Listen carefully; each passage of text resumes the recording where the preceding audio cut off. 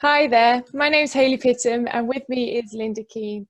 We are the co-owners of A.R.E.A, which stands for Aquatic, Rehabilitation and Exercise Academy. Over the next few weeks, we're going to be delivering some interviews with people from all around the world who specialise in aquatic fitness, aquatic therapy and all-round aquatic knowledge. And that's what we want. We want to see more people spreading the word of Aqua Aerobics and the community. Would you agree, Lynda? Yeah, I would. And aquatherapy, of course. Yes, definitely. So what I thought was I better start with introducing you to one of the top UK aquatic specialists, Lynda Keane, obviously my partner in crime and also my mother. So if you don't know, we are a mother-daughter duo and we've been on this journey for a very long time. So I thought, well, why not better if I interview my mum and I interview her in our field of specialties. So are you ready? Sitting down, comfortable with a nice cup of tea? Right, so you're at a party, Lynda, and someone asks you, what's your job? What do you tell them? I tell them that I'm an aquatic specialist.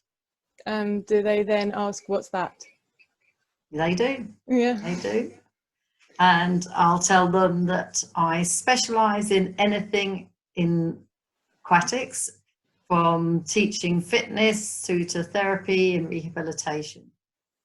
So with their obvious interest in it, what do they normally come out with? What's their comment that comes out from them knowing you're an aquatic specialist? Well, other than that, I don't like water, which is one of the common things. It's, oh, I've got bad back. Can you heal that? Or I've just had my knee replaced. Can you deal with that? Yes. And what's your response? Come in the pool and see me. Yeah. Put me to the test. Okay, so let's start back to basics. When did you start teaching Aqua Aerobics? I started working in swimming pools in 1994 and then started teaching aqua fitness in 1996, way before a lot of people were born. What made you start teaching Aqua Aerobics? Because the aqua instructor at the pool I was working at was always late. So very flippantly, I said to my manager, if you send me on a course to teach it, I will do the warm-up waiting for the instructor to turn up. I never thought I would teach the whole class. You just done it for the warm-up? I just did it for the warm-up. And then fell in love with it on my first course. Well, the rest is history, really. Never looked back since. What was your job before you became an Aqua Aerobics instructor? Well, before the Aqua Aerobics instructor, I was a swimming teacher. But before being a swimming teacher, I was a French cuisine chef. Should I just add that you weren't just a swimming teacher, you were also the club coach? I was the club coach, yes. Yeah. So it was it was being the club coach that after the coaching sessions that the Aqua Aerobics classes were due, and it was when I was walking out after teaching and then coaching to the ladies all complaining that the instructor was late, that then I said, okay, I'll go and learn how to do this so that at least they can get in the pool. So that was it. Yeah, I was at the time one of the youngest swimming coaches in the UK back then. Now it's obviously has a different system where you do your instructors and you do your club coach, couldn't get those words out, synchronized swimmer, instructor, diver, but I think you had basically all of them. I kind of remember the diving qualification that you went off and got by yourself at one point as well. Yeah, I think the only one I didn't do was synchronized swimming. Should I be lucky that you didn't do synchronized swimming as well? I think I'd have been the guinea pig for that as well. Yeah, you've always been the guinea pig. So let's go back to your basic qualification. When you were studying, how long was your course back then? To be an aqua fitness instructor? Mm-hmm. The Aqua Fitness Instructor was a one-day course, the Speedo Fitness course, and I did the shallow module, then I went on and did the deep water module, and then I went on and did the Aqua Step module, and loved it so much I then wanted to be a tutor, so I went on to become a tutor as well. So I might just add that you don't just have water aerobics qualifications, you also have fitness qualifications as well. I do, yeah, because to be a good aqua instructor back in the day, I was told that I needed to be able to teach other things as well. So I did my fitness instructors, was the first one that I did, and then I went on and did many, many more in various different things. I did strength and conditioning many times. I did diverse things like Nordic walking, I did Pilates, children's fitness. I did 4 or 5 in children's fitness, senior fitness. Yeah. So how many 44 qualifications in total in fitness.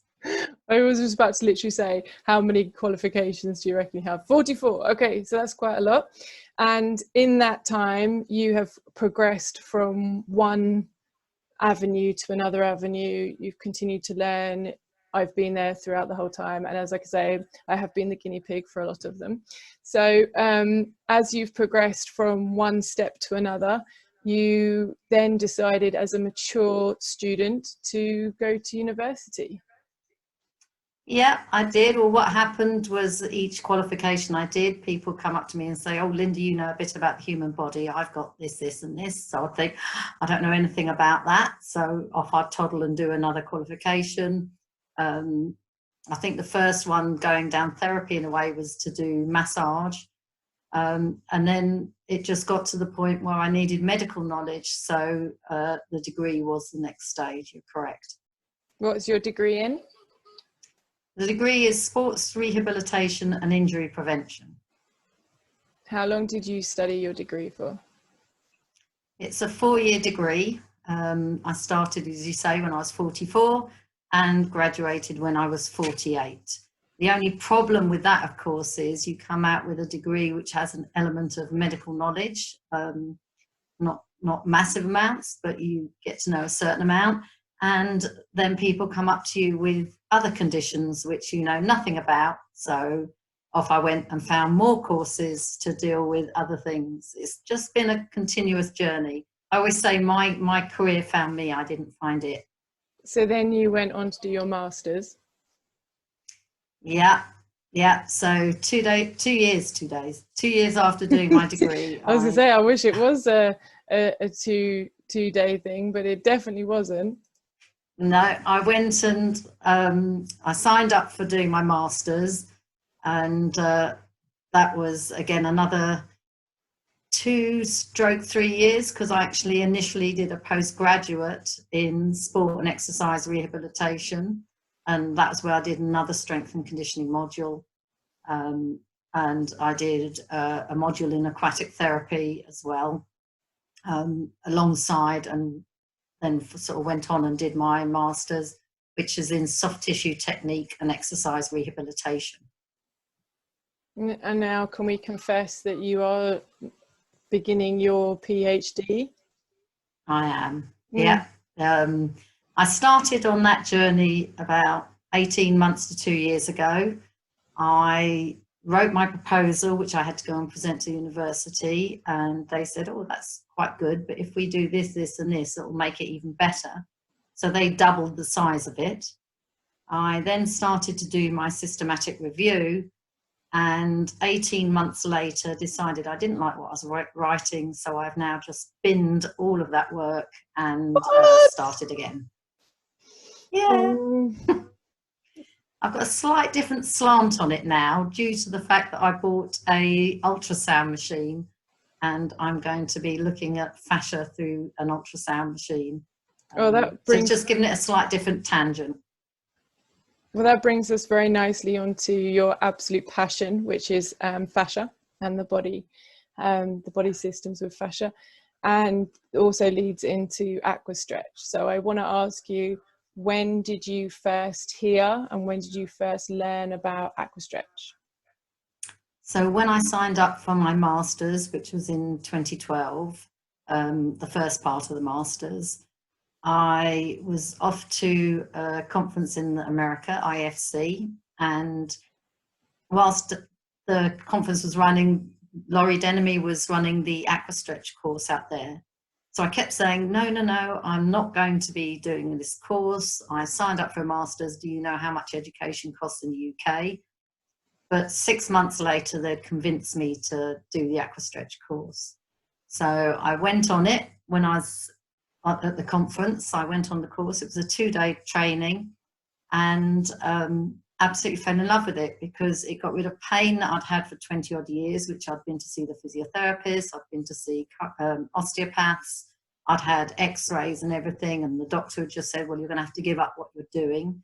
And I said, you know what I do as a career, I'm not going to give it up just because I've got pain. But Aquastretch got rid of that pain, and I decided there and then that I was going to use it for my dissertation, because I hadn't decided. I knew I wanted to do my master's dissertation in something for aquatic therapy, but hadn't at that point decided what. But once I'd done the Aquastretch, that was it. I was going to do my master's in that because there was no research out there on the technique. And I thought it was good enough to sort of stand shoulder to shoulder with things like A.R.E.A and Haylley and Watsu and the techniques that are currently used in therapy. And I just thought there is a place for this as well, to stand alongside it. That was it. I did sorry? No, I was just going to say, you also have done the qualifications in those as well, haven't you? Yeah. I've done certifications in America and those. And also when I did the aquatic therapy in the UK, they did a lot of A.R.E.A techniques over there, but it is trademarked, and to do the actual sort of course in it is quite long and quite intense, and there's not so many people over in the UK. It's not so accessible. So I've done all those plus many others, and whatever I can sort of get hold of in the UK. And the study that I did was a 12-week study, because I did the research on how long it takes for different things to work, and different research. And most research, especially in aquatic therapy, is over 6 to 12 weeks. On the very few that I could find that were longer than that, it showed that after the 6 to 8 weeks, aqua can be sort of more beneficial in some ways, or equally as beneficial as doing land therapy. So I sort of did the study over 12 weeks. I also had each of the participants do their technique for 2 sessions per week. So we had the land stretches were twice a week, and the Aquastretch was twice a week, as the research has shown that the optimal amount is 2 to 3 times a week. So yeah, so we did that over 12 weeks, and the results were absolutely phenomenal. And that was partly what made me want to take it on even further and, use it as a technique of choice for the PhD. And it was then through there that I got this passion for fascia as well. So the idea of the Aquastretch is a one-to-one therapy, and it is. The technique is a lot more hands-on than the average Aqua Aerobics class.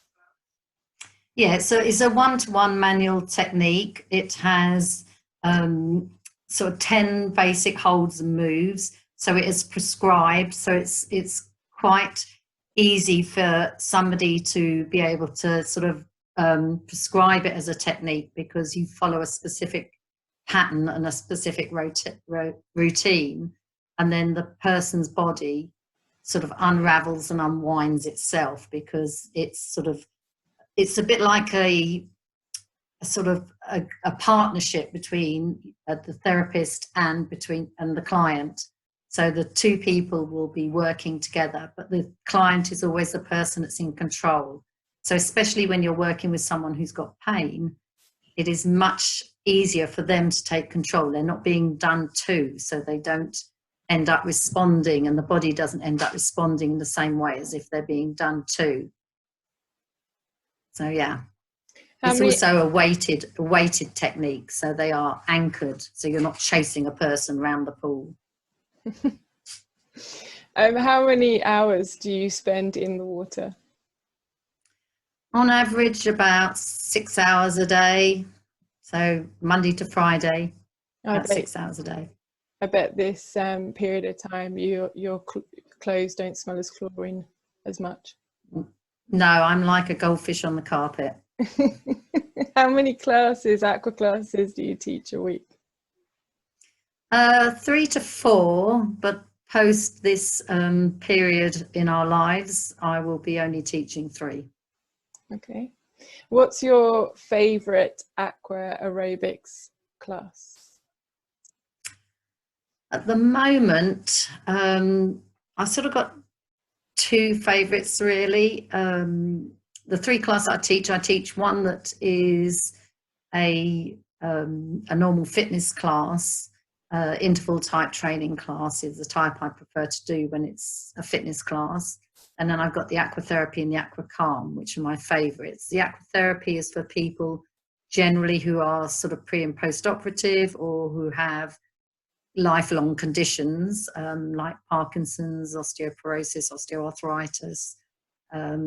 Because of the nature of where I work, we do get a lot of people with hypermobility and chronic pain coming into the classes.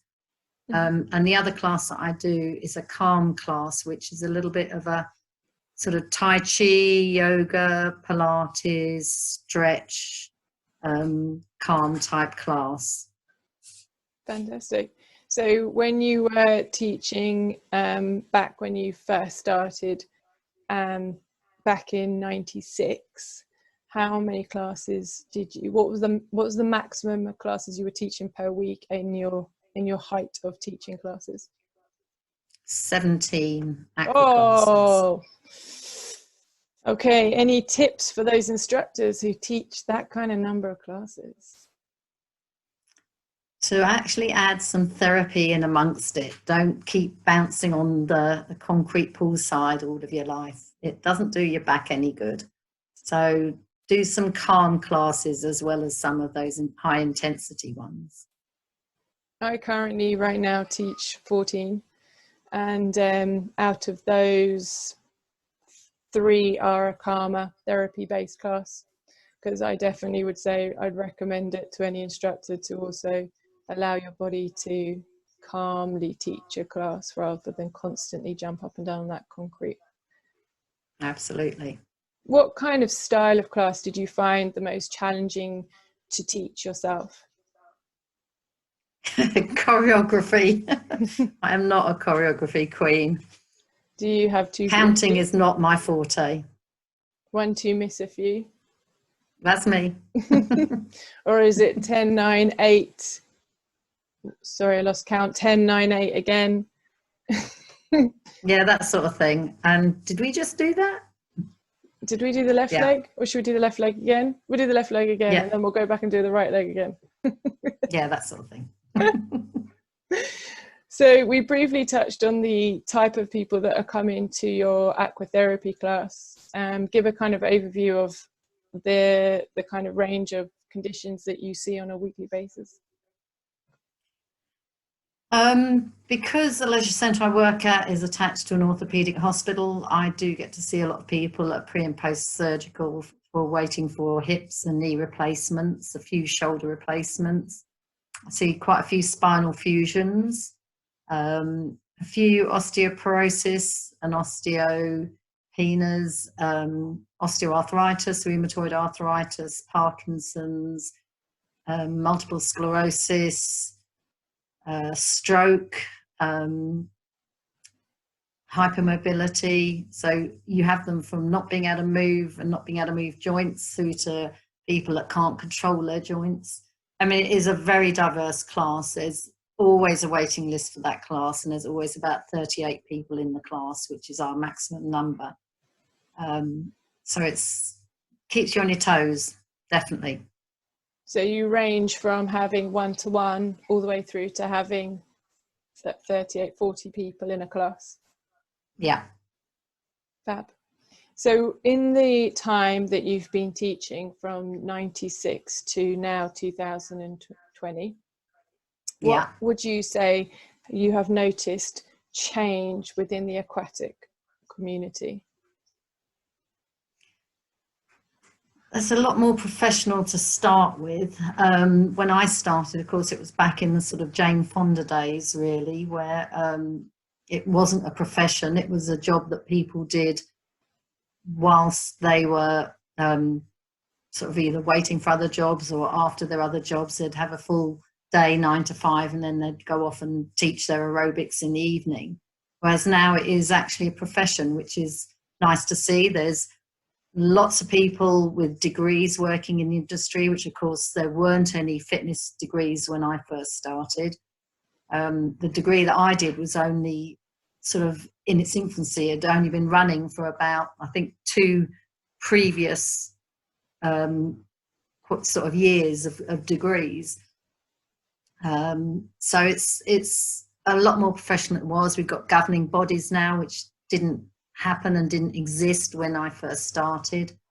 Yeah, it was all, you know, warm leggings and lycra lovelies when I started. Did you wear leg warmers? I don't remember you wearing leg warmers or lycra leggings. No, I didn't. I didn't wear leg warmers. No, I did wear unitards, though. Yes, I remember those days. Oh, yes, that's very scary. Did you ever? So I remember I had a cornflower blue one. Did you ever wear one of those thong ones? No, I did not. They were around though. They were for sale, but no, I didn't. Yeah, that's a scary thought. I think my bum was always too big for them. Okay, so also in those years of teaching, you'll have seen the kind of progression and evolving of aquatic equipment. Yeah, sure have. I mean, I kind of vaguely, I remember the step, but I kind of also vaguely remember people using empty washing up, not washing up, yes. the Lenore bottles with the handles, yes. Them being used as dumbbells. Whereas now, obviously, we now have foam dumbbells, etc. What kind of evolution have you seen throughout the fitness equipment? Well, as you say, I do remember the old Lenore bottles. I used to go crazy when I'd be going on training courses, and they would be offering sort of, you know, water bottles, because I used to almost be screaming, how can we compete with a gym when all we've got is an empty fabric conditioner bottle to use as resistance? It used to drive me crazy, and cut up lumps of, you know, big floats and things like that. Yeah, it was really bad. So to see professional equipment now is really, really nice. I think I think we're still missing the leisure centres.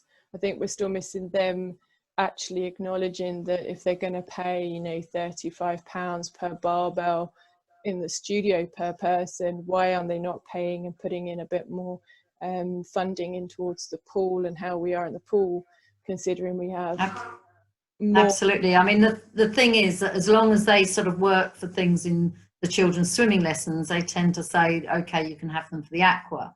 But the problem that you get, of course, is that the children like to eat the noodles, so we end up with, you know, ropey old floppy like bits of spaghetti that sort of like fly around the pool.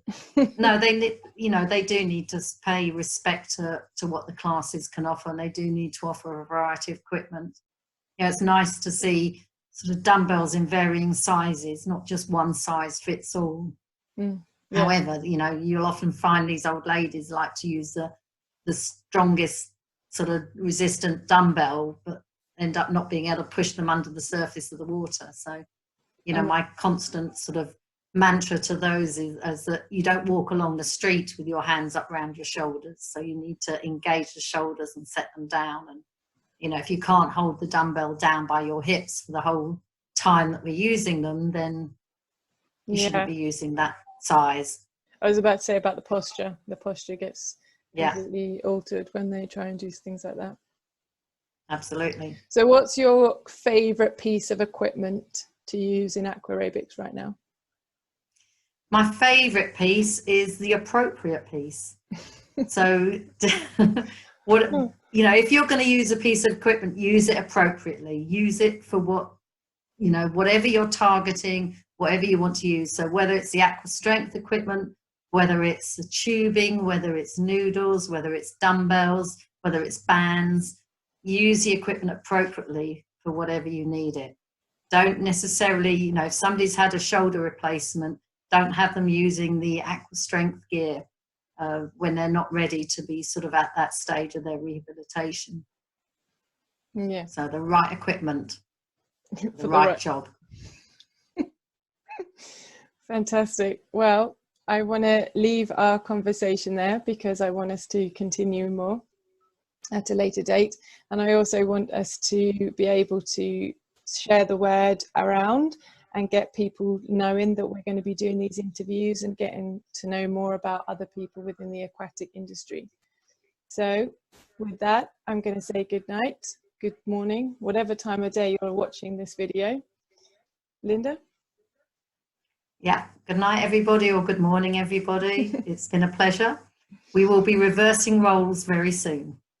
And I look forward to seeing you all soon on social media. Take care. Goodbye. Bye.